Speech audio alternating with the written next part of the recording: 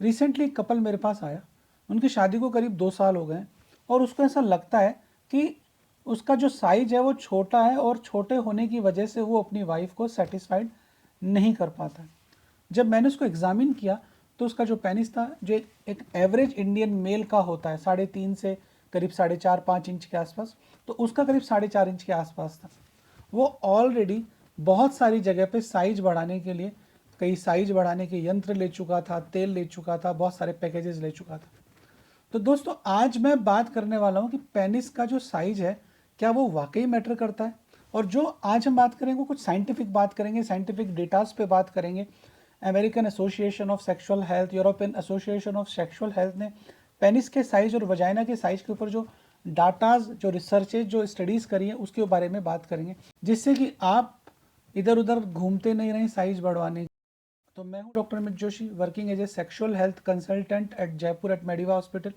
यदि आपने अभी तक मेरा चैनल सब्सक्राइब नहीं किया है तो इस चैनल को सब्सक्राइब करें, लाइक करें, क्योंकि जिस तरह के कंटेंट मैं बनाता हूं उसको बनाने के बाद बहुत सारे नेगेटिव कमेंट्स मेरे इनबॉक्स में आ जाते हैं, तो उससे मुझे कभी कभी मोरल सपोर्ट के लिए आप लोगों के सपोर्ट की ज़रूरत होती है। ऐसे तो पेनिस के साइज को लेकर बहुत सारी स्टडीज़ हुई हैं। एक रीसेंट स्टडी जिसने कि जितनी भी पुरानी स्टडीज़ हुई हैं उन सबको रिव्यू किया और इसका जो एनालिसिस आया वो सेम आया कि यदि आपका पेनिस का साइज खड़ा होने के बाद 4.5 इंच से 6.5 इंच के आसपास, मतलब करीब 13 से 17 सेंटीमीटर है, तो आपको साइज बढ़ाने के लिए किसी भी चीज़ को करने की ज़रूरत नहीं है।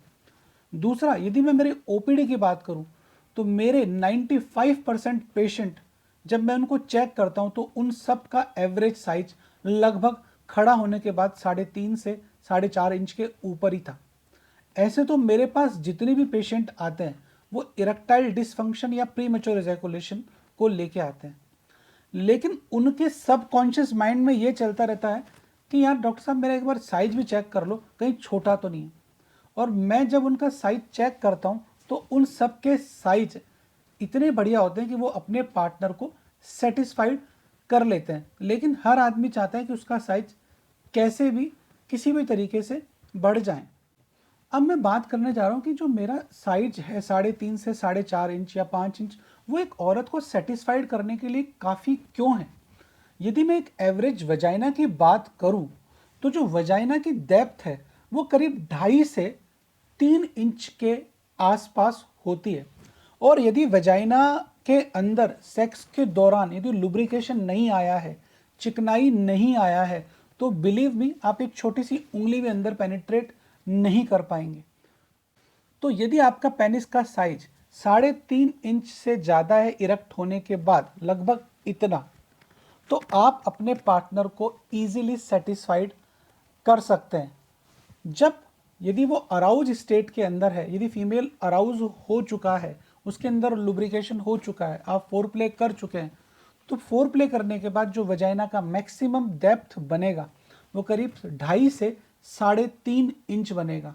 यदि आपका पेनिस 4.5 से 5 इंच या 6 इंच, या यदि बहुत आप खुशकिस्मत हैं 7 इंच भी है, तो आपका पार्टनर 100% सेटिस्फाइड होगा। 2010 में एक स्टडी हुई थी जिसके अंदर करीब 656 औरतों की वजाइना की स्टडी हुई है। इस स्टडी के अंदर ये पाया गया कि एक एवरेज वजाइना की जो डेप्थ है वो करीब 3.5 इंच इसके बराबर, यानी कि इतनी। यदि मैं मेरे उंगल्स की बात करूं तो 1 2 3, ये तीन उंगलों के बराबर उस वजाइना की डेप्थ है। और ये जो स्टडी हुई है वो इंडिया में नहीं है, एक यूरोपियन स्टडी है। तो यदि हमारा पेनिस का साइज 3.5 इंच के ऊपर है तो ऐसी कोई ताकत नहीं है कि वो आपका जो पार्टनर है वो बोलेगा कि आपका पेनिस का साइज छोटा है। अब जो वजाइना है, यदि हम उसको देखें कि जब वो अराउज्ड हो जाती है तो उसका जो साइज है वो बढ़ जाता है। उसका साइज बढ़ने का रीज़न होता है उसके अंदर ब्लड फ्लो बढ़ने लगता है।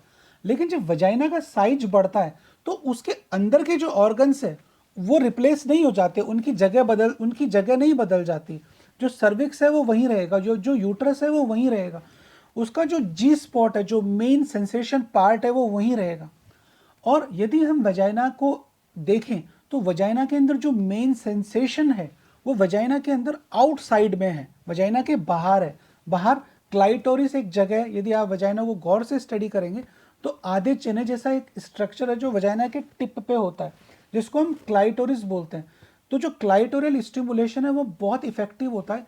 कई फीमेल्स ऐसी होती है जो लंबे समय तक सेक्स करने के बाद भी सेटिस्फाइड नहीं होती है, और आपने जैसे ही उसके क्लाइटोरिस को स्टिमुलेट किया, हल्का सा ओरल दिया या हल्की सी फिंगरिंग करी, तो वो तुरंत डिस्चार्ज हो जाती है। और यदि हम वजाइना की इंटरनली बात करें तो वजाइना में जो मैक्सिमम सेंसेशन है वो शुरू के 2 इंच तक है, मतलब इतना। जो वजाइना की यदि आप गौर से स्टडी करेंगे, और जो मैं बोल रहा हूँ वो आप गूगल पे भी स्टडी कर सकते हैं, कि वजाइना के अंदर जो मैक्सिमम सेंसेशन है वो पेनिट्रेशन के बाद सिर्फ 2 इंच है। तो यदि आपका पेनिस 2 इंच से ज़्यादा है तो 110% आप अपने पार्टनर को सेटिस्फाइड कर सकते हैं। इसके लिए अमेरिकन एसोसिएशन ऑफ सेक्सोलॉजी और यूरोपियन एसोसिएशन ऑफ सेक्सोलॉजी ने भी एक स्टेटमेंट जारी किया है कि जो सेक्सुअल प्लेजर है, सेक्सुअल सेटिस्फैक्शन है, वो साइज पे डिपेंड नहीं करता है। वो इस चीज़ पे डिपेंड करता है कि आप कितना अच्छा सेक्स करते हैं। जब आप सेक्स कर रहे हैं तो आपके पेनिस में कितनी हार्डनेस है, आपका सेक्स कितनी देर तक चल रहा है, और ड्यूरिंग फोर प्ले आप अपने पार्टनर की वजाइना को कितना टाइम दे रहे हैं, जिससे कि उसके अंदर लुब्रिकेशन आए, उसके अंदर चिकनाई आए, उसके अंदर के जो पार्ट हैं जिनमें मैक्सिमम सेंसेशन है, लाइक जी स्पॉट, क्लाइटोरिस, उनको कितनी देर स्टिमुलेट करते हैं। यदि आपने उनको प्रॉपर स्टिमुलेट किया है तो बिलीव मी, आपका यदि पेनिस छोटा भी है और आपका इजैकुलेशन भी जल्दी हो जाता है, तो खाली सिर्फ फिंगरिंग से, खाली सिर्फ स्टिमुलेशन से आप अपने पार्टनर को सेक्सुअली सेटिस्फाइड कर सकते हैं। Thank you so much.